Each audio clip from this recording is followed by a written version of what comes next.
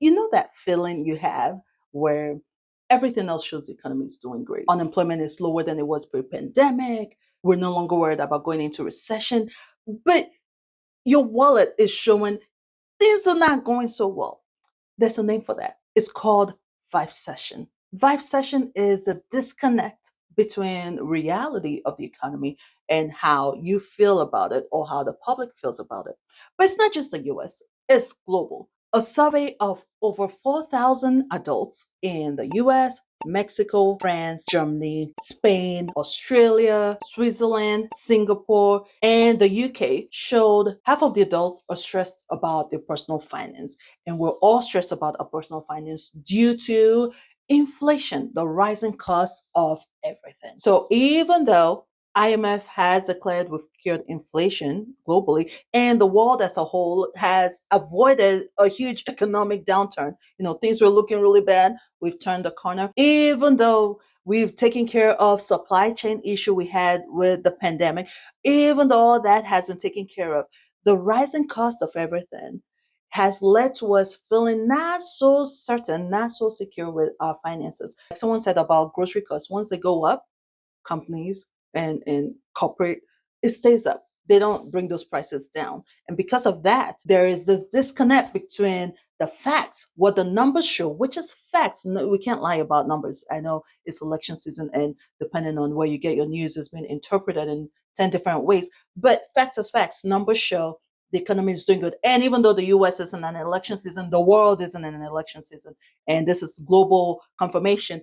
The economy is doing well. The US economy is better than all the other developed countries. And yet, we, like all the other 4,000 people surveyed, feel that way. An interesting fact about the survey is that half of those surveyed considered themselves to be middle class. And yet they said they live paycheck to paycheck. And you thought you weren't middle class, huh? But because of this, the idea of hitting financial security is seeming more like an idea than reality. The journey to attain financial security is looking very difficult. And what they consider financial security is what we all consider financial security: having no debt, having good amount of savings, owning a home. I know some of us are convinced owning a home isn't it, but even if it were only having high savings and having no debt, that too is looking very difficult to achieve, right?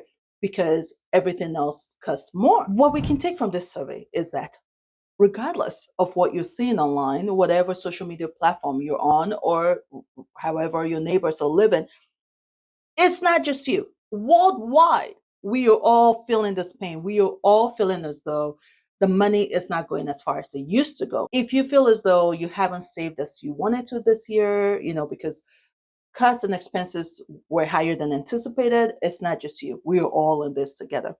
On the other hand, even though this is a global thing, the smart ones are making sure that they do what they can to keep from going into debt.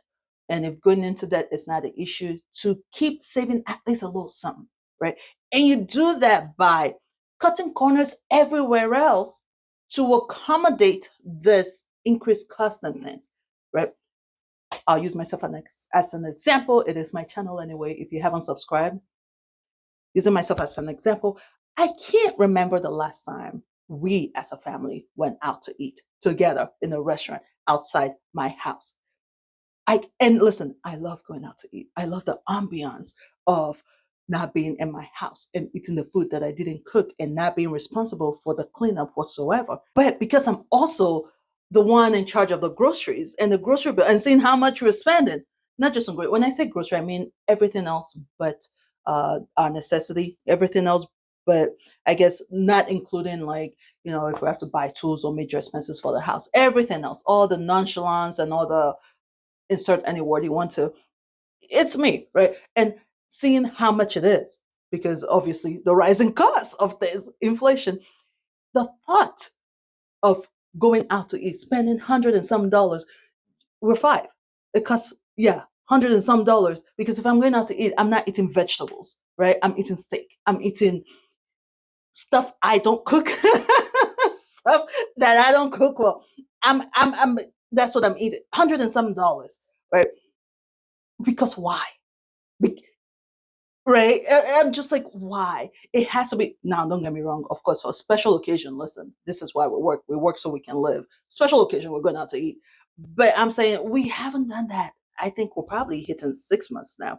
And it's just because every time it's time to, hubby doesn't really care about going out to eat. He's not a go out to eat kind of person. I'm the one, right? And knowing the expenses, and right now in my family, and this is a major part of it too, we have big expenses coming up, huge expenses coming. Right now, I can give you $500 that we need to spend, right? Knowing that $500 going out to eat is 150 plus tips, but we haven't done that. And that's my way of cutting corners to accommodate. And I know it sounds very simplistic, but because of the world we live in now, because of social media, and because of the way things look, we're starting to take shame, or some of us may feel shame in having to do the necessity to keep from using that credit card, going into debt for necessary stuff. Holidays coming, someone get the message, right? And if that is not an issue for you, to keep putting stuff away, to keep putting savings away, right? And if you're one of those where, paycheck, it's paycheck to paycheck for real, then the work right now is to stay afloat. Where can we cut to stay afloat? To not get into debt, because getting into debt is only increasing your cost of living for tomorrow, right? You run up that credit card bill, and you're having to pay all this monthly payment. No one is coming around to say, well, it's not your fault. Inflation. So here's 500 every month. Let me help you with that. No one cares. Whether your excuse be legit or not legit, no one cares. So the smart ones are putting their heads down. We know, yes, we cannot save as much as we plan to, or as much as we did last year, but gosh darn it, whatever we need to do to keep from using debt, but to keep from going into debt. So I hope this survey has encouraged some of you, encouraged you to keep doing what you're doing. There's no shame in your game. And for some of you, kick you in the behind to say, hey, Christmas is coming. What are you doing? How many toys do the kids need? Listen, I have another video coming that will help us with controlling how much we're spending, and yet still enjoy the holiday, because we've worked all year to have a good holiday, right? So if this has helped you any, thumbs up. Even if it hasn't helped you, you're still here. Thumbs up, thumbs down, either one. Let me know. Thank you so much for watching. I will see you in the next video. Bye.